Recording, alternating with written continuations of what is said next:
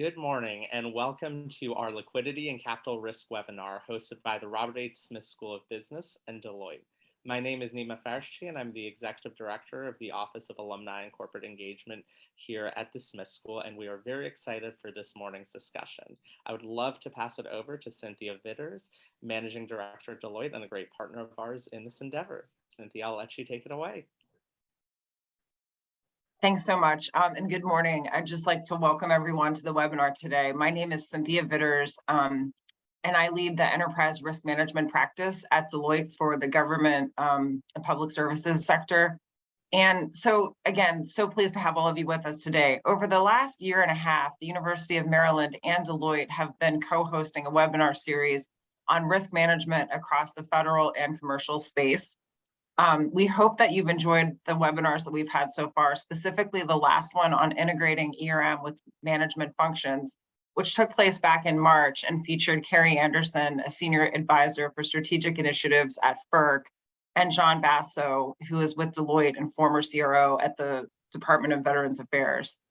Today, we are very excited to continue this series and provide all of you with an exciting session on liquidity and capital risk, as well as how it relates to the current economic environment. Before I hand it over to Cliff Rossi, I want to just again thank each and every one of you for joining today. And I'd like to encourage you all to stay connected with this group and this webinar series. For those of you who do not already know Cliff, he is an executive in residence and professor of the practice at the Robert H. School of Business, and also a former managing director and chief risk officer for Citigroup's Consumer Lending Group. He also has held senior risk management positions at Freddie and Fannie. So I'm going to pass it over to you, Cliff. Take it away.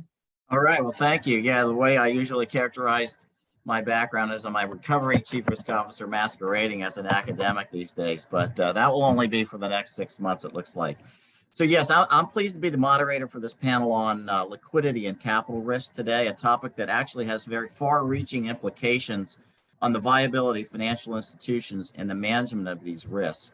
So before we kind of like jump into the Q&A on this, just want to paint a picture about what we're here to talk about.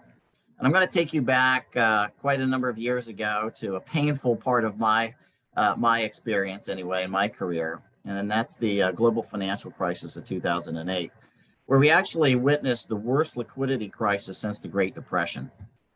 Marquee names, some of which I work for, Countrywide Financial, Washington Mutual, other big banks struggled to find the ability to finance their activities during this period of financial duress for financial markets. Now, many of you that are on the call may or may not remember that period. Some of you may have been just still in college, but I can assure you, folks like Greg and myself lived through that, and it was astounding.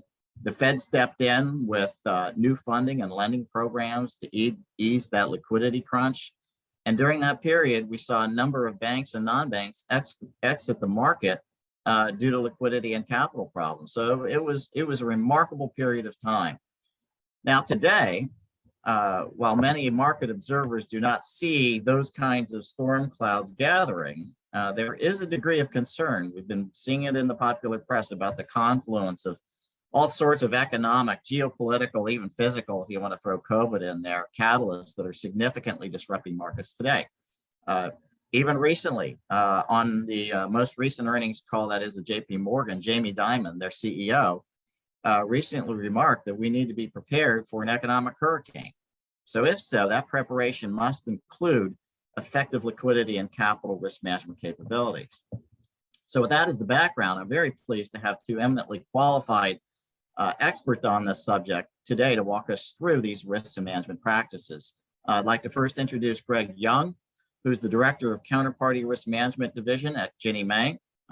Greg has extensive experience in banking from other positions that he's held at such places as Goldman Sachs. The other panelist that we have today is James Depfer, our Senior Manager in the Deloitte Transactions and Business Analytics practice. Gentlemen, thank you today for your time and welcome to our panel discussion.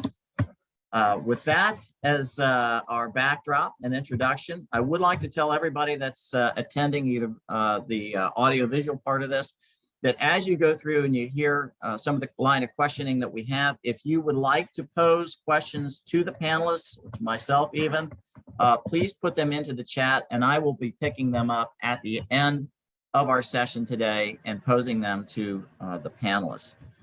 So for the first question, and I think I'm gonna start with you, Greg, on this one, and kind of level setting. I want to really kind of get a definition out there for everybody in terms of what do we mean by liquidity and capital risk.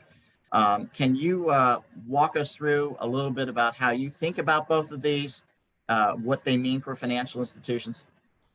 Sure thing, Cliff. First, let me say thank you for including me in this panel. It's a real honor to be here, and I hope the comments I contribute, you'll find helpful today. Also, I'd like to echo Cliff's comments about how dramatic these topics that we're talking about can be. It may sound a little academic, on a webinar, but when you're living it, trust me, it is white knuckle time.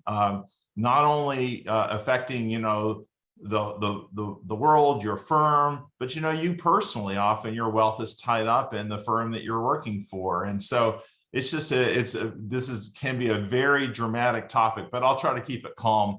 Just want to give you that context. And finally, I'd like to say that the opinions I expressed today are my own, not Ginnie Mae's, but I will try to kind of represent generally what's the thinking at Ginnie Mae. So liquidity, the way I think about liquidity is really, especially for non-depositories, depositories are different because they are sort of sources of liquidity in a sense, but for non-depository financial firms, my opinion is that liquidity is really meant only to cover your shorter term immediate needs, 1 to 3 months. You simply cannot hold enough cash and easily, liquidated assets to cover your operations for an extended period of time. Just economically, it won't work. When I think about liquidity, and it's very, very traditional, you think about kind of expected and unexpected needs. So, expected is your normal, bills payable, all the things you can easily predict. On top of that, of course, you need to account for large movements in the market or whatever it is that affects you that could happen, but usually doesn't. And so those are the normal ways people think about, having adequate liquidity. But again, it's not indefinite. It's typically for a set period of time for non-depositories. That's where capital comes into play. If you're a financial firm that's not a depository, you'll always need to access liquidity from banks. You'll have lines of credit.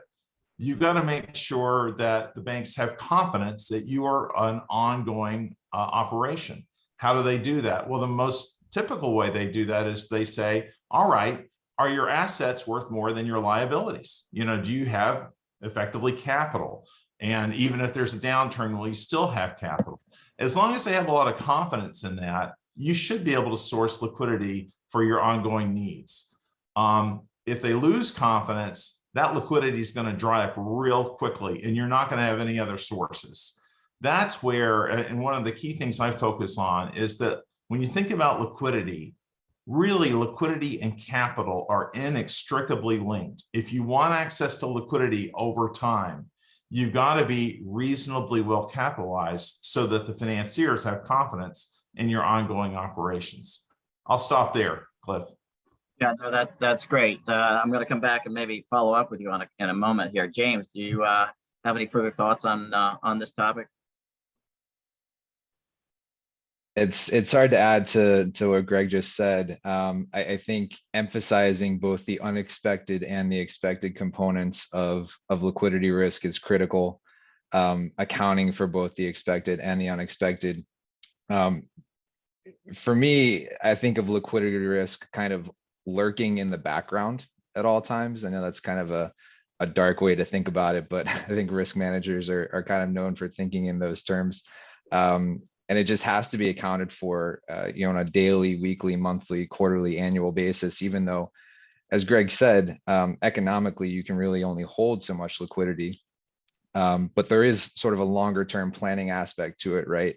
That I think we'll get into later that firms need to be aware of. I'll also add that liquidity risk in particular, in my experience, it's obviously critical to manage for all firms, it's especially important to monitor the genesis of liquidity, the liquidity risk function as firms grow, as they get larger, more complex. They have more cash inflows and cash outflows, more sources of cash inflows and cash outflows. And those are things that when we see firms grow too quickly, those are things, liquidity risk management and some other risk aspects of risk management are things that we can see get left behind. Capital risk, I think Greg touched on it well. It has a lot to do with confidence. So you'll see on the bank side, capital risk is associated with kind of the taxpayer support of the depository system, right, via the deposit insurance. In non-depository context, capital is critical because they rely so heavily on the capital markets. So I think Greg covered all of the key points, and those are just a few things that I would add. Both of you made some very good observations, and I want to kind of probe a little bit more on this. The one in particular that's intriguing to me, Greg, is this comment you made about banks versus the non-banks, and I do want to come back to this. And I know, you working at Ginnie Mae and whatnot, there's been a huge structural change over the course of the last, well, probably actually since the financial crisis, where there's been more of a rotation by non-banks into both the servicing and origination side of the mortgage business. And so I want to also not forget that banks struggled too with liquidity crisis during 2008. We saw places like I said, Washington Mutual had, if I recall correctly, 2 successive very large bank runs hit them in 2008, which ultimately led Sheila Bair to put them into receivership basically before they were sold off eventually to JP Morgan. Then we had Countrywide Financial, I think the largest non-bank mortgage finance company in the world at that time, basically, sucked the last air out of its air hose from its inability to roll over its lines of credit. So where are we today in a world that is hopefully vastly changed, but in some sense where we have more non-banks in terms of being able to, what kinds of practices, I guess, is what I'm looking for, do these banks and these non-banks have in place to guard themselves against the kind of liquidity crisis that we experienced back during the last financial crisis?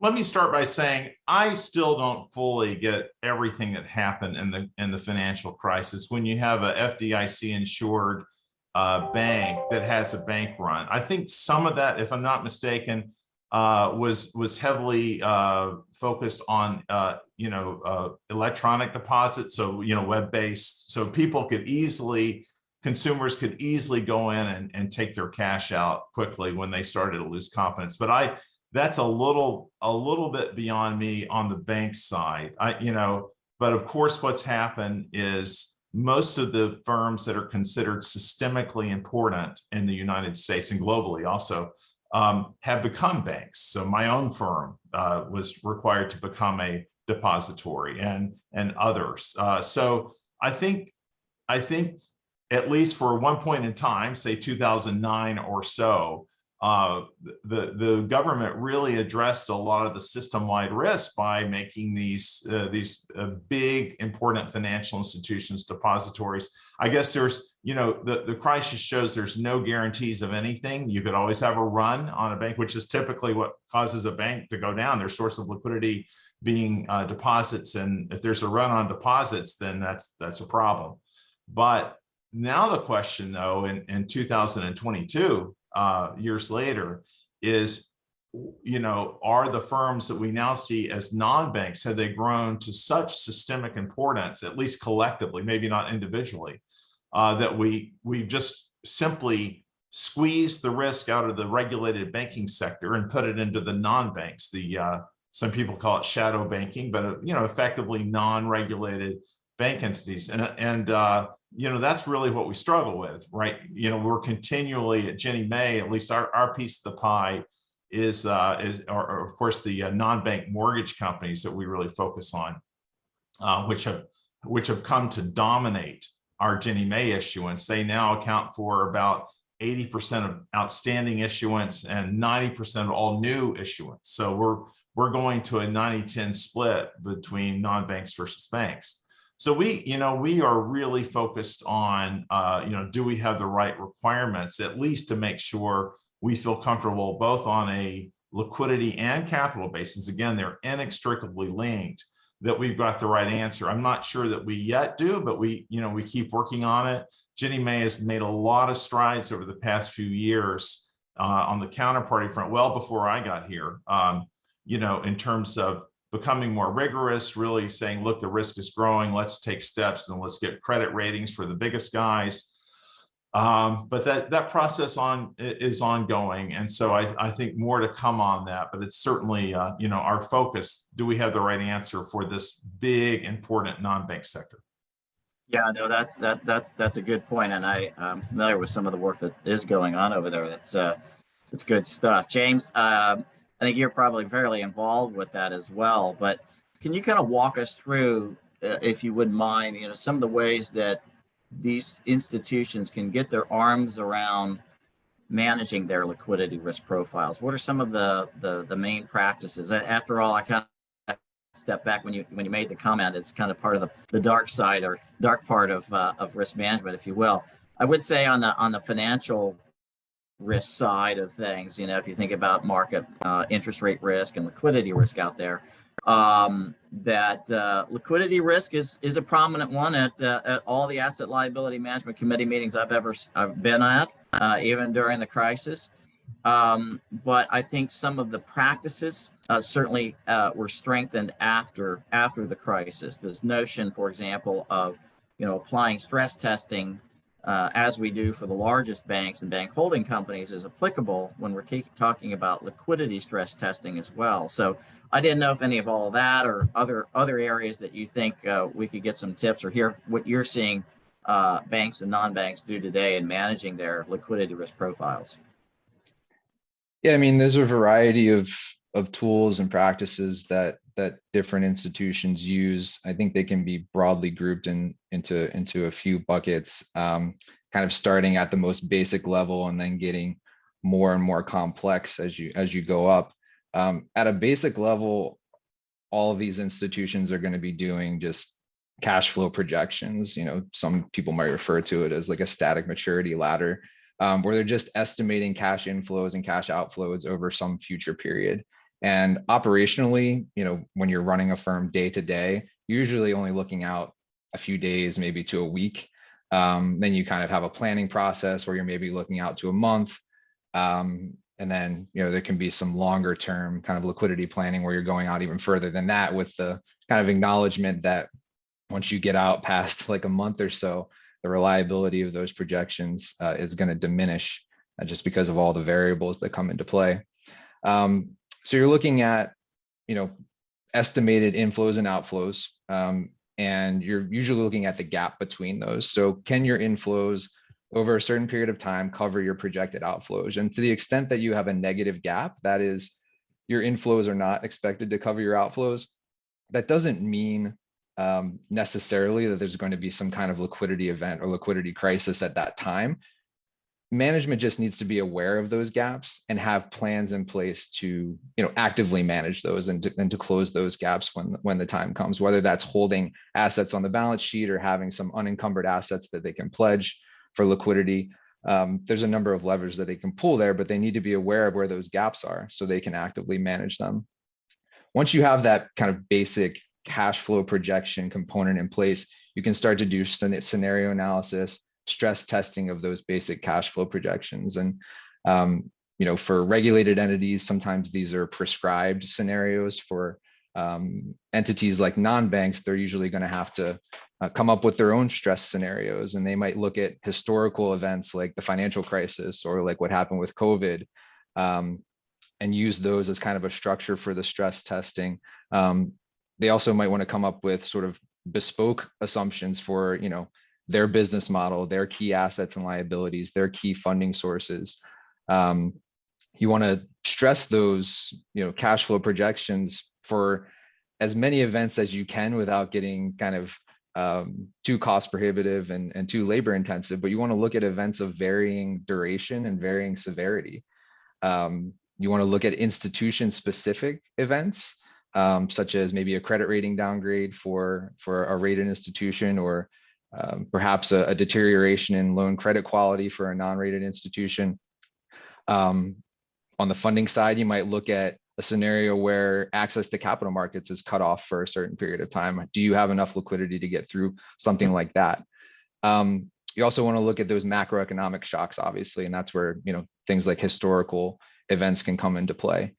So you have the basic cash flow kind of projection as a foundation. You want to do some stress testing on top of that. And then most of these institutions are going to be doing kind of management level summaries using liquidity ratios, cash flow ratios, ratios of things like liquid assets to total assets, or you know, on the depository side, they might look at deposits to total assets and things like that, just to kind of simplify things and give them a more holistic view. But I would say kind of the cash flow projections and then the stress testing on top of that are probably two of the key practices that these institutions should be doing to get a hold of their liquidity risk. You know, that there's a lot to unpack with what you just said there, James. That was great. That gives us a kind of a framework to think about some of these methodologies.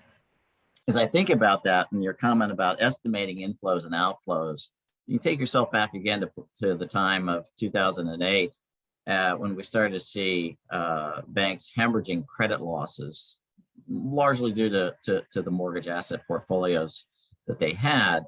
But there are all sorts of estimation. Again, this is where I'm fond of saying that there's this intersection of risk, right? So we're here talking about liquidity and capital risk, but fundamentally lurking below the surface are all these models, because you're going to have to estimate prepayment projections. You know, how much runoff are you having over some period of time? If all of a sudden the business is, the economic environment is changing because of interest rates or what have you, that's going to affect, you know, runoff. It's going to affect things like credit losses. If you're in a particularly bad part of the cycle, it's going to affect things like, you know, other cash flow projections, I guess I should say, the amount of deposits that might be running away from you or coming in at that time. And so estimating those things, you know, I hear what you're saying. You know, you go out a few days, you go out 30 days, you may go out even 1 year if you're looking about stability of your cash flows.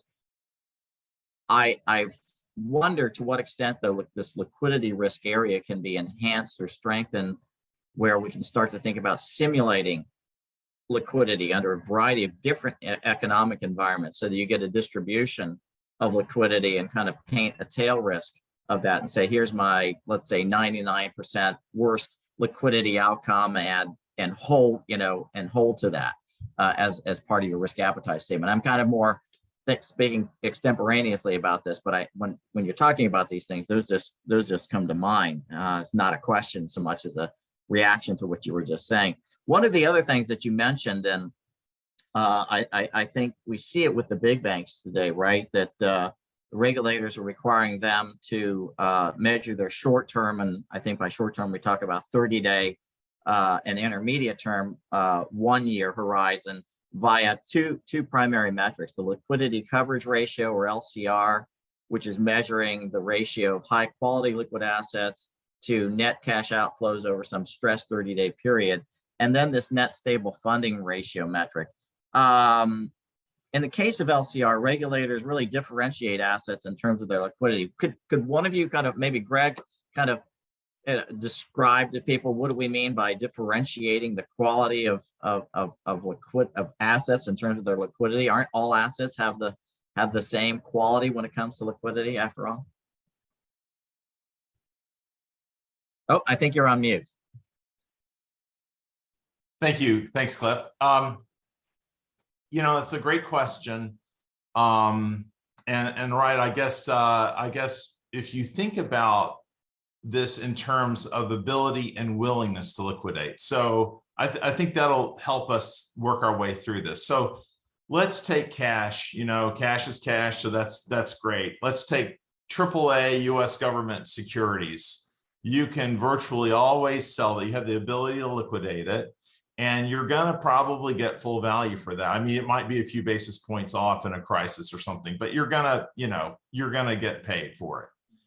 You work your way down the spectrum, though, and then all of a sudden what you find in periods of constrained liquidity is you might be able to sell assets, but you're probably not going to be able to get what you have it marked at. You're going to take a P&L loss because you're going to have to write it down when you sell it.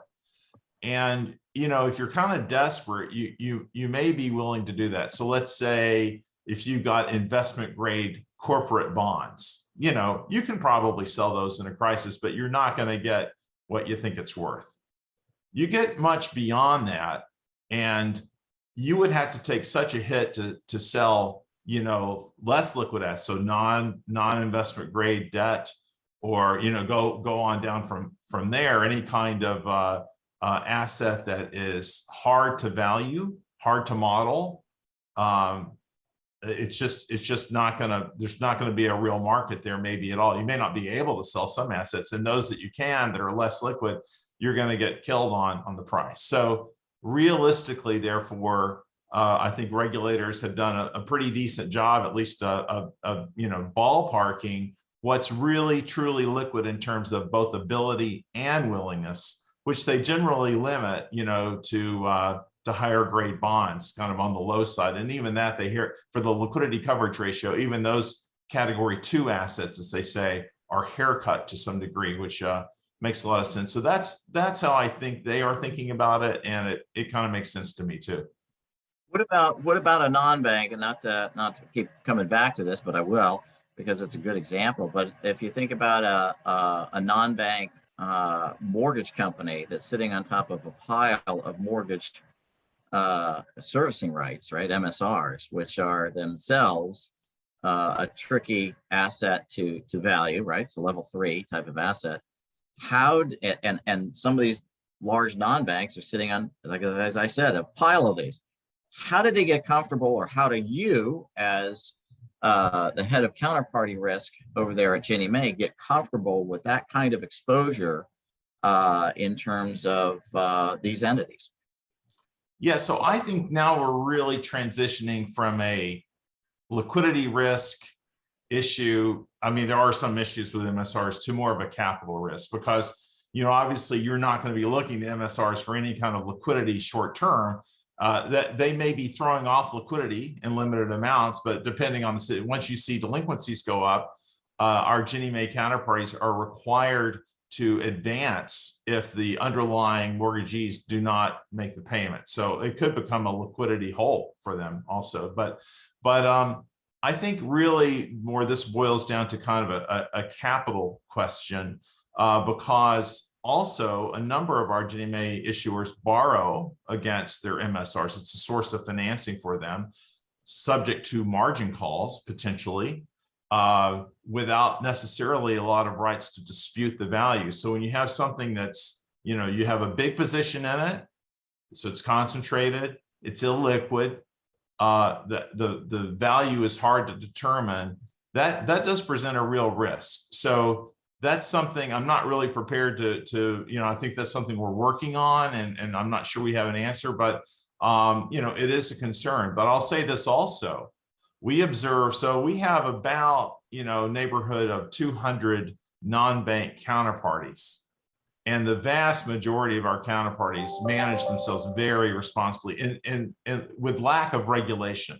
They do a great job of keeping a lot of liquidity. They have a lot of capital, and they manage this sort of difficult to manage asset very, very well and very responsibly. So we're really talking about, our concern is on the tail of the distribution, which is good, but nevertheless, you know, I think we have a ways to go on this. It's a significant question for us. James, I want, since we are sort of edging into the land of capital risk here, maybe it would be best served if we kind of talk a little bit about what we mean here. There are so many different definitions out there, particularly for thinking about it from a bank standpoint. You know, you hear people talk about book capital, you hear them talking about regulatory capital, and even economic or risk capital. Would you mind sort of walking people through the differences of those, and what do banks and in particular really kind of thinking about when they're trying to manage these various types, and for what purpose? Sure. So I think the first you mentioned was book capital. That's relatively straightforward, right? That's when you're looking at a balance sheet, you know, in the United States, put together according to GAAP. You basically have the difference between assets and liabilities, right? And the actual components of book capital are going to be things like preferred stock, common stock, if there's a surplus, capital reserves, things like that. So that's just your sort of balance sheet line items in the capital section of the balance sheet. Pretty straightforward. Regulatory capital, I mean, the name kind of gives it away. It's what an institution has to hold to be in compliance with whatever regulator we're talking about. So for banks, that's going to be a prudential regulator like the FDIC or the Fed or something like that. The regulator is going to effectively determine what counts as capital, or how different types of capital are going to be treated. And it's usually having to do with how much loss absorption can that type of capital take. So, depositories all have regulatory capital requirements. Non-depositories, you could say that they kind of have regulatory capital requirements in a sense. There's no real prudential regulator there, but for the non-depositories, for instance, that participate in programs like the Ginnie Mae MBS program, there are capital requirements. So it's not so much a regulatory capital requirement, but maybe a program specific capital requirement. Finally, economic capital. This is basically the amount of capital that an institution would need to hold, or estimates that it would need to hold, to ensure that it remains solvent over a given period of time and at a given confidence level. So it's basically an institution looking out at its risks and saying, we need to hold this much capital to give us a 95% hypothetically confidence level that will be solvent over, for example, a year. So this relates capital to risk rather than relating it to assets. You can look at risk, across business units within the same firm. You can look at it across types of risk. So you can look at economic capital corresponding to market risk, credit risk, operational risk. You have to account for correlations in there, and that gets a little bit complex, but generally speaking, economic capital is looking at the risk that the institution faces and asking how much capital do I need to hold to account for those risks. Yeah, that latter point certainly is kind of like the universal language for us to kind of consolidate all these risks up at the top of the house. One that I probably should throw out there too, there's also this notion of ratings-based capital, right? So how much capital do I need to have in order to, let's say, have a target AA rating or something of that nature, and companies have to kind of back into what that looks like, or maybe S&P or Moody's comes back and says this is what these companies have for that. So this is a fairly broad landscape, and even when we talk about the landscape of regulatory capital, as you both know, we're talking about not just a single metric, but multiple metrics of regulatory capital, risk-based capital, tier 1, tier 2. We don't need to get all the gory details there, but certainly there's that. Now there's another aspect, and it kind of fits into this in an interesting way, but stress testing. And I only want to bring it up because of some news that was in the headlines here a day or so ago from Jamie Dimon. Again, during their earnings call, he made the claim that he blasted the Fed stress test as being arbitrary and capricious, not transparent, inconsistent, saying it was going to hold them back from making investment in mortgage lending, all sorts of things, right?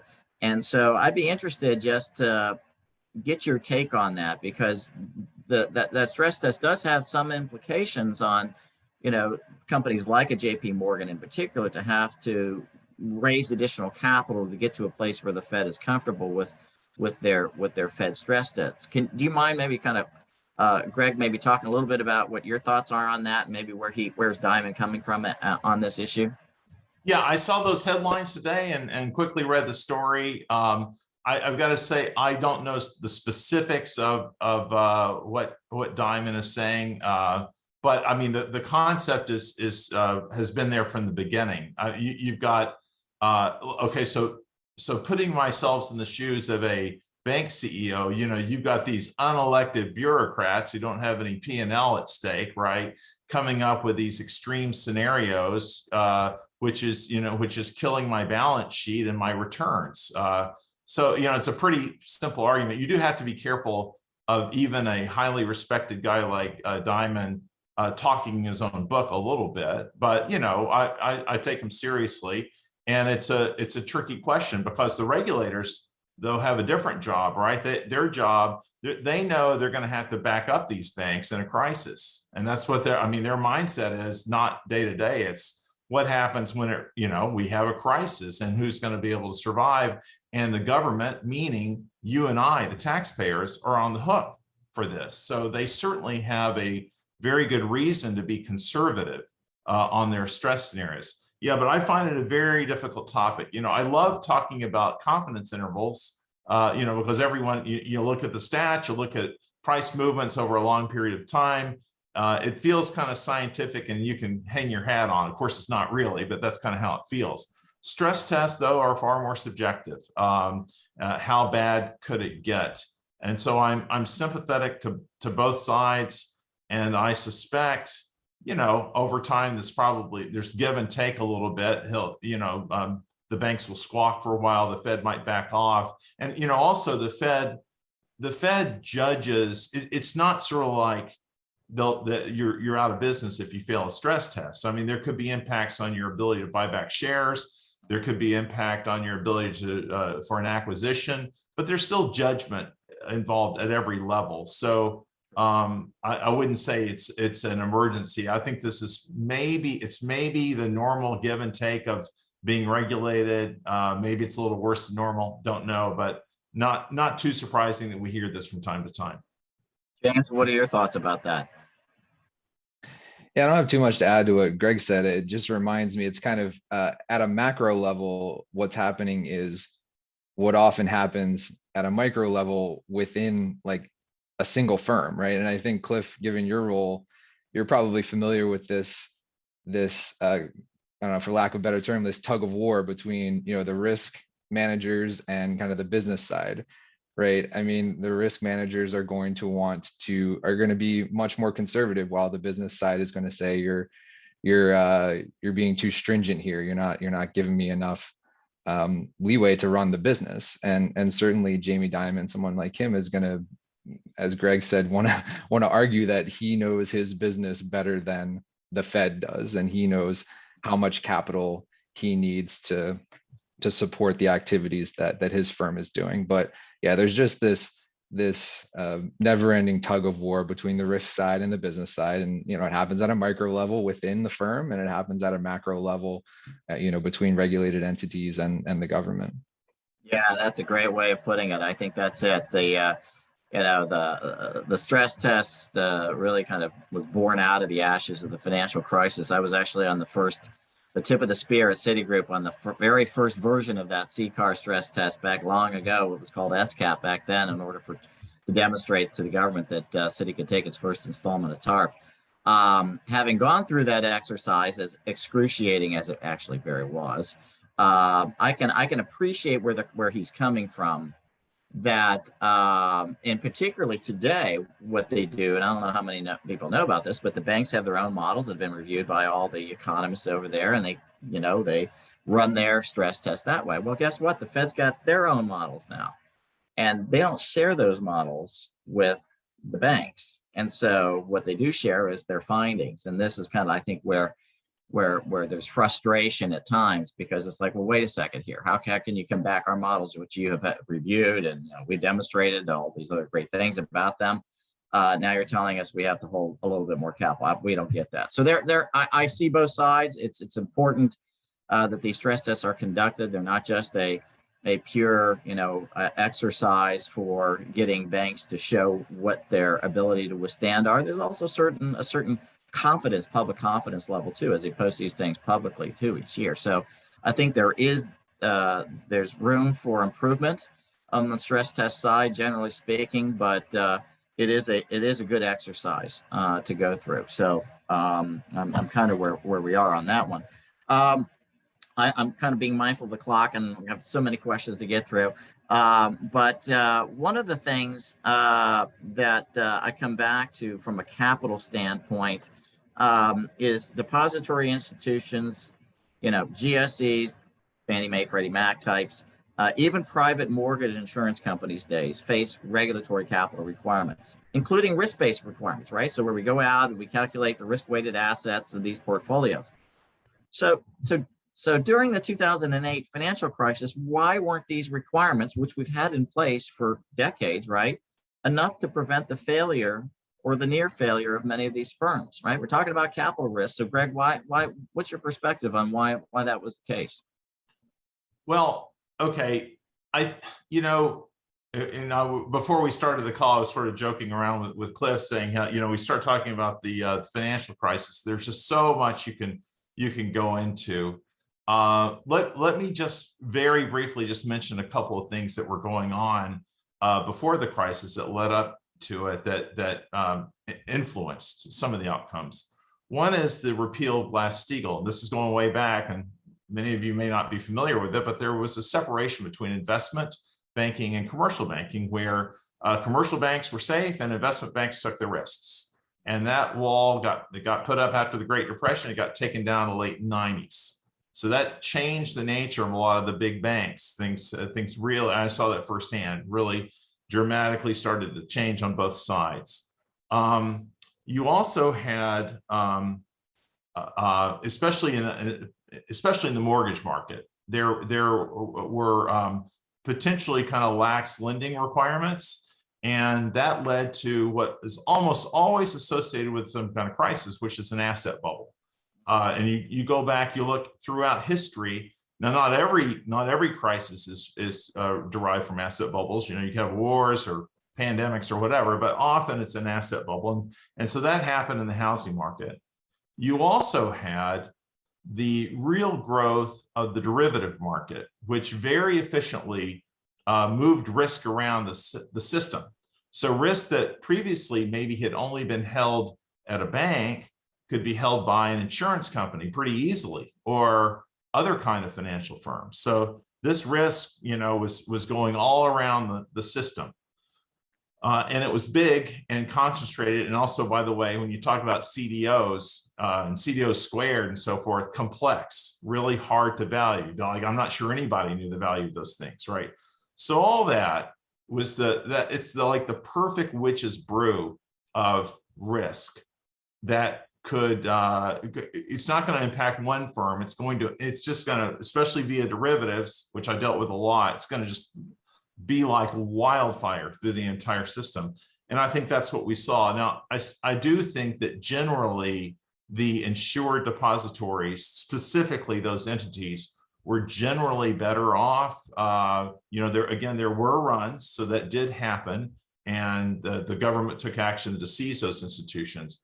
But it was, even at that time, in my view, the less regulated firms and entities that suffered the most, that had the greatest risk, that they had virtually no oversight. It's kind of shocking now to think about how little oversight even big firms had, but that was the case. So it was the perfect storm, and I think it overwhelmed even the best of planning and the cases where you had it. And that's why I'd argue even today, we talked about expected risk, we talked about unexpected risk, but there's always the potential for catastrophic risk. And sometimes only the government is going to be able to be the final backstop. It's just, I think it's the essential thing. And especially the more important an industry gets, the more you have the need for some kind of backstop. Ginnie Mae has what we call PTAP, Pass-Through Assistance Program, as kind of a final liquidity source.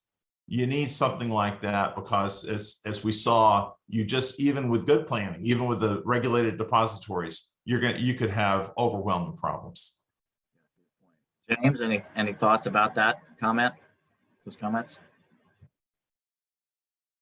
Oh, you're on mute.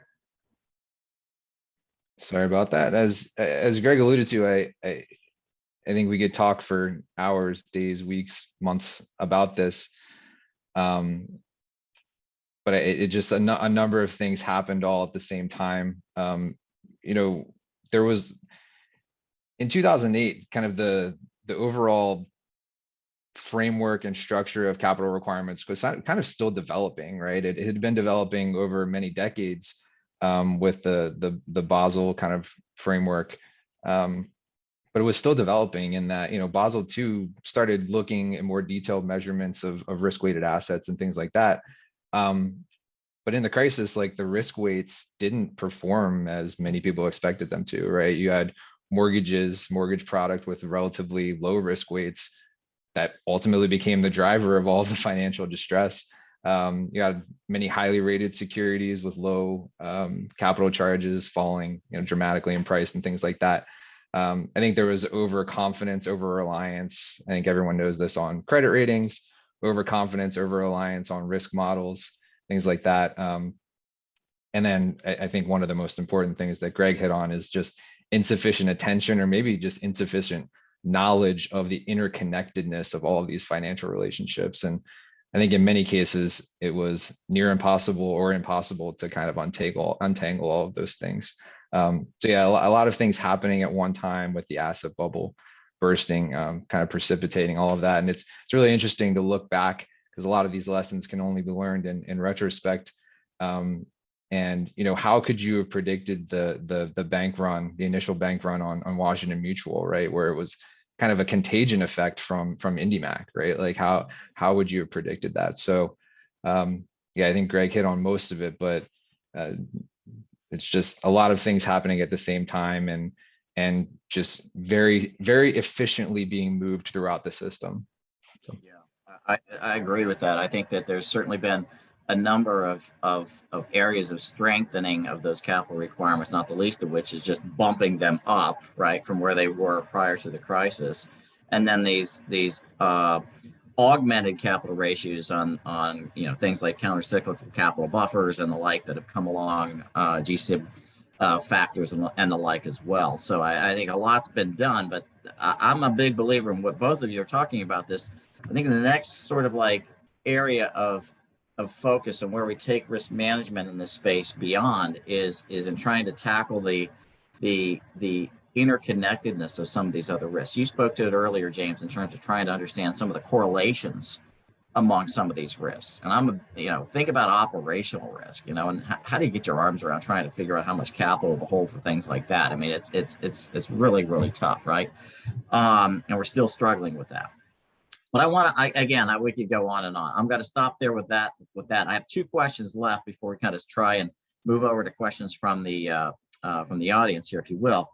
Throw back to you, Greg, for a moment here. From your vantage point, do you see the industry today, banks and non-banks, as generally having a high degree of liquidity and capital buffer? Are you comfortable with where they are today, or do you see room for improvement ahead, even so? Okay, let's see. I guess on the regulated side, I would have to, having been at a bank, I'd have to say that, it may not be perfect, but it's pretty solid. I would think, having lived through the stress test, and anything is possible, but I think that we should have a high confidence, short of something catastrophic like war, which we are in a world where a major power is in a conventional war that they didn't win quickly, which itself is shocking. And now the other side is arming the other combatants. So, it's kind of scary, but short of something like that, I feel pretty solid about the banking sector. I think at least, and it's just my view of the world, which now is really the non-bank mortgage companies. So I'll speak specifically to that. As I mentioned, most of them, I mean, really 90+% of them are, I think, very well managed. And I feel very good about their ability to handle, various market conditions. But I do think that we have work to do in terms of at least our program requirements to protect taxpayers for those other 5 to 10% that are maybe a bit aggressive on the capital and liquidity risk to help them bolster their profile somewhat to withstand what we all think is going to be a difficult period coming up, with originations way down, refinance way down, and so that's the main profit centers of these organizations. So I think we do have a bit to work to do there, but I don't want to overstate it, because as a whole, I think the industry is in really good shape. James, what's your perspective on that? Same? Yeah, I'd echo that. I mean, I think generally most people would say that depositories are in pretty strong liquidity and capital positions. Non-banks obviously getting a lot more attention now, moving into some of the areas where the banks have exited. But on the non-bank side, it really has to be institution by institution, right? Just because you don't have that overarching regulatory framework, and they're almost, I don't want to exaggerate this too much. Hopefully everyone understands what I mean, but they're almost self-regulating, right? And they have to come up with their own liquidity and capital sort of requirements. And I think at least in the non-bank mortgage space, Ginnie Mae is really leaning into that gap, that sort of regulatory gap, and taking its role seriously in terms of evaluating counterparty risk and looking at some of these large and complex non-banks. So yeah, I would echo what Greg says. The depository side at least appears solid. Of course, it depends on what you're speaking relative to, or you're speaking relative to this catastrophic risk, and who knows. But on the non-bank side, you really have to go institution by institution and ask that question. It reminds me of not that many years ago when both GSEs introduced basically risk-based capital requirements on the private mortgage insurance industry called PMIERs. And because we saw the issues that happened with that industry, where from a counterparty standpoint, the number of those institutions rolled over. So I guess I do have some concern. I agree with you. I do that the non-banks, by and large, vast majority are doing well. I guess my only, not concern, but thing that keeps coming back as a risk manager is that, is it a level playing field? Because you have such heavy safety and soundness oversight on the banking sector that you have, in some sense, created a non-level playing field among these institutions that don't have that level of regulatory requirements. And it does come down to companies like Fannie and Freddie, FHFA, the regulator of both of those, and places like Ginnie Mae, to basically enforce some sort of comparability between those entities. Am I too far off on that, Greg, and trying to portray that? Yeah, again, it's my own opinion is, yeah, that's right. I mean, clearly it's not an equal playing field between the banks and the non-banks. And, the Fed has, I'm not saying this intentionally, but its policies have resulted in squeezing that, I mean, there are multiple reasons. It's not just the Fed, but anyway, the mortgage business has been squeezed out of the depository banking business, and it's now with the non-banks for all practical purposes. And within the non-banks, because it's not regulated, and because the program requirements from FHFA and from Ginnie are somewhat modest still at this point, you have an unlevel playing field even within this industry. When you have, look, it's advantageous to be very aggressive in your financial policies. You'll have higher returns, right? So that's the sort of thing we're struggling with, and hoping to some degree address. But yeah, it's definitely today not a level playing field, in my opinion. Okay. I got a few minutes here. I want to start taking some questions from folks that sent these in. The first question, and either one of you, I think, could opine on this one, is: are the company, back to liquidity risk, are the company liquidity assessments, are they shared with regulators and counterparties? So I take that question to be when, for example, Ginnie Mae assesses the liquidity of a counterparty, do we share that with the counterparty and with regulators? That's what I'm hearing. Yeah.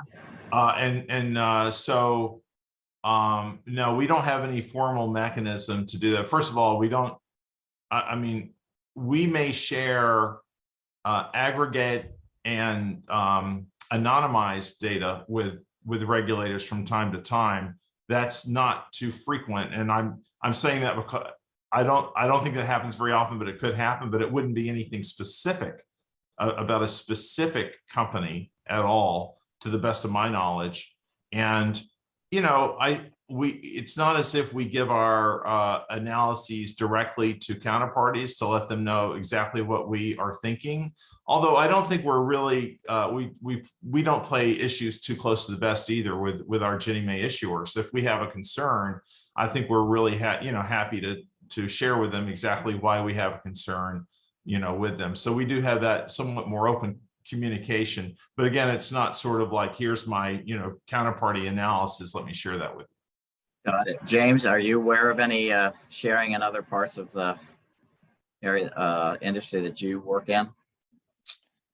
No, I'm not. I mean, and I guess it depends on what the question is getting at, but certainly regulators would see the results of liquidity tests that they're prescribing, right? So when I was at FHFA, we had liquidity tests that were prescribed for the enterprises and the federal home loan banks, and certainly we would see those, but we weren't sharing them among the regulated entities or their counterparties or anything like that.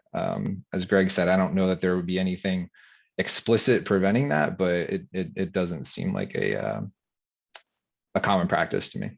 Got it. Yeah, I think you're right on that. I think things like LCR, net stable funding ratio, those are requirements of those largest banks, and of course, they're the ones producing them and being reviewed and whatnot by their federal regulator. So, I think the bottom line on that is the good practices that companies are going to develop their own metrics to manage their own destiny, if you will, do it well, augmented by the regulatory requirements around liquidity and capital risk, and ongoing improvement around the metrics and the data and the models that go into that. So I think that's kind of like where things stand today.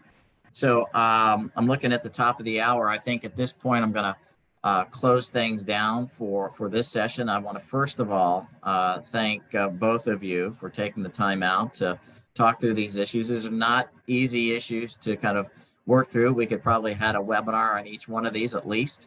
I would like to invite those that attended today to come back.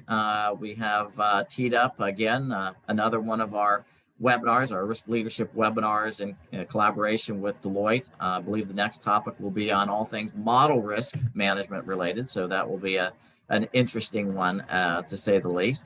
And wish everybody a good rest of the week and great weekend, and stay cool. So thank you very much, everybody.